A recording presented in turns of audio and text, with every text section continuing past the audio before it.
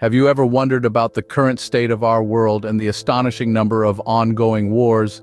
The reality, my friends, is indeed unsettling. We live in an era where conflict seems to be as prevalent as the air we breathe. In just a moment, we will embark on a journey that will take us to the 10 countries with the most wars in the year 2023. This may leave you wondering, why so many wars? What could possibly be the cause? Well, the reasons are as diverse as they are complex. Some fight for power, for control over political, religious, or ethnic factions. Others wage wars over natural resources, oil, gas, minerals, fertile lands.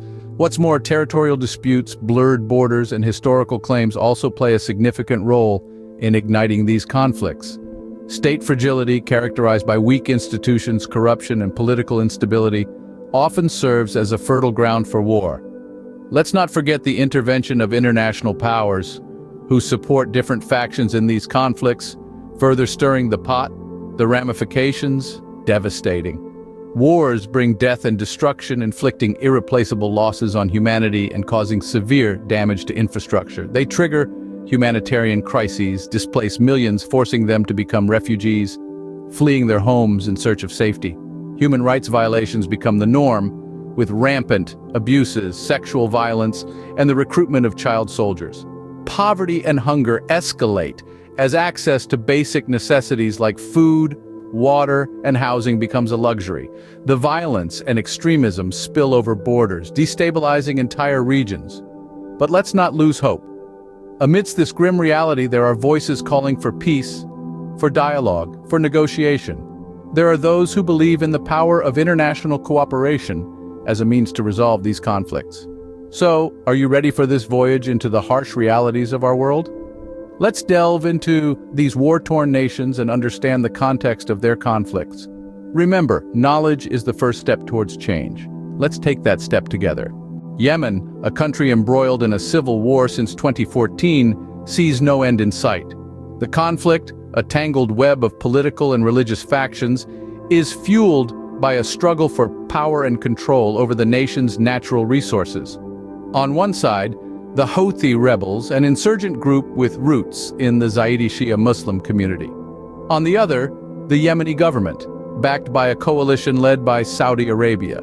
In the shadows, Iran is suspected of providing support to the Houthi rebels. The result is a proxy war, with Yemen caught in the crossfire between regional powers.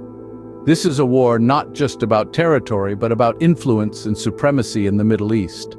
Amid the chaos, the humanitarian crisis deepens, with the Yemeni people caught in the middle, suffering the brunt of a conflict that shows no signs of resolution. In the midst of this power struggle, the Yemeni people pay the price.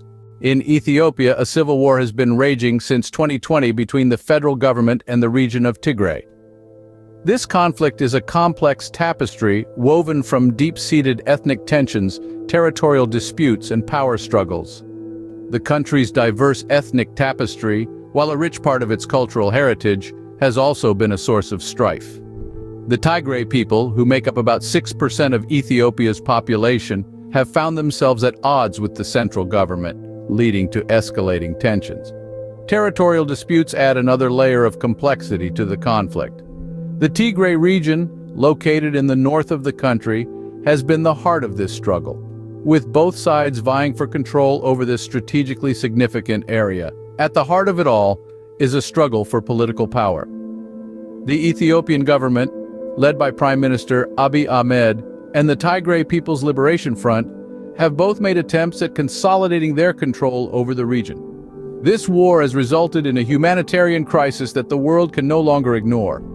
Syria, a country torn apart by civil war since 2011, is the battleground for various rebel groups and international powers. The conflict's roots can be traced back to a popular uprising against the government of Bashar al-Assad. Fueled by the flames of the Arab Spring, the Syrian people demanded change. However, what began as peaceful protests soon spiraled into a full-scale civil war. Assad's refusal to step down led to a power vacuum, with various factions vying for control. From the Free Syrian Army to the Islamic State, different groups laid claim to parts of the country. International powers, too, entered the fray, each supporting different factions, turning Syria into a chessboard of geopolitical interests. The conflict has had devastating consequences on the Syrian people. Lives have been lost, cities reduced to rubble, and millions displaced. The Syrian people continue to suffer in a war that seems to have no end. In Afghanistan, war has been a constant since 1978, with the involvement of the United States and other countries. The heart of this conflict lies in a power struggle, a tug-of-war between different factions. Afghanistan, a landlocked country in South Asia, has become a battleground, a chessboard where the kings and queens are factions vying for control. And then there are the terrorist groups, Al-Qaeda, the Taliban, names that have become synonymous with terror and destruction. These organizations have established a strong presence in the country, further complicating the situation. They're not just chess pieces, they're players with their own agendas, their own strategies, creating a multi-layered, complex conflict. Each faction, each group carries its own banner, its own cause. But at the end of the day, it's the people of Afghanistan who bear the brunt, their homeland, a battlefield for others' ambitions. This war has left Afghanistan in a state of perpetual turmoil. Somalia has been in a state of civil war since 1991, with the presence of terrorist groups like Al-Shabaab. This Horn of Africa nation has been gripped by a constant power struggle among clans that has left the state fragile, if not entirely stateless. The absence of a strong central government has allowed for the rise of militant groups who exploit the vacuum of power to further their own agendas. The fragility of the state, exacerbated by this vicious cycle of violence, has led to a humanitarian crisis of epic proportions. Millions of Somalis have been displaced from their homes, with many forced to seek refuge in neighboring countries. Food scarcity, lack of clean water, and limited access to basic health care have become the daily reality for a significant portion of the population. The situation in Somalia serves as a stark reminder of the devastating effects of war. Somalia continues to be a symbol of the devastating effects of war. As we continue our grim journey, we now look at the Democratic Republic of Congo, Myanmar, Nigeria, and South Sudan. The Democratic Republic of Congo, a country rich in natural resources, has been embroiled in conflict since 1998. Various rebel groups and neighboring countries participate in this struggle, coveting the nation's wealth. Corruption and a weak state apparatus further fuel the conflict. In contrast, Myanmar's conflict, which began in 2011, is rooted in ethnic and religious discrimination. The military's brutal repression of the Rohingya minority has led to a human rights crisis of epic proportions. This conflict is a stark reminder of how intolerance and prejudice can lead to devastation. Nigeria's conflict is a different beast altogether. Since 2009, the country has been battling the terrorist group Boko Haram. Their violent Islamist insurgency is a fight for territorial control fueled by religious extremism. This struggle has resulted in countless lives lost and an untold number of people displaced from their homes. Lastly, we turn to South Sudan. Since its independence in 2011, the world's youngest country has been marred by civil war. Ethnic tensions, territorial disputes, corruption, and a lack of development have all played a role in this ongoing conflict. The effects of this war are far-reaching and have resulted in a humanitarian crisis. These countries too bear the scars of war, with their people bearing the brunt of the devastation. From the lush forests of Congo to the arid landscapes of South Sudan, from the bustling streets of Nigeria to the tranquil villages of Myanmar, these conflicts have left no stone unturned.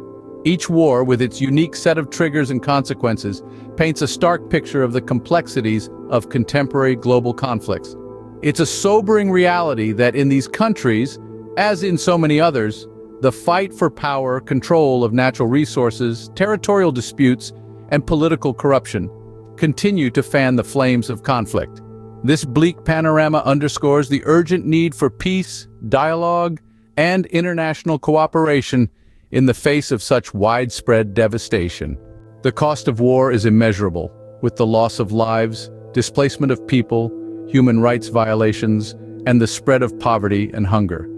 Each bullet fired, every bomb dropped, echoes not just in the immediate devastation, but in the future of nations, in the hearts of those who survive, and in the world that watches.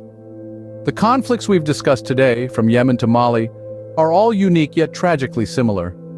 The common threads of power struggles, control of natural resources, territorial disputes, and the intervention of foreign powers weave a tapestry of turmoil that spans the globe. Yet amidst this chaos, there is a call for peace, a call that reverberates louder with each passing day, with each life lost, with each home destroyed.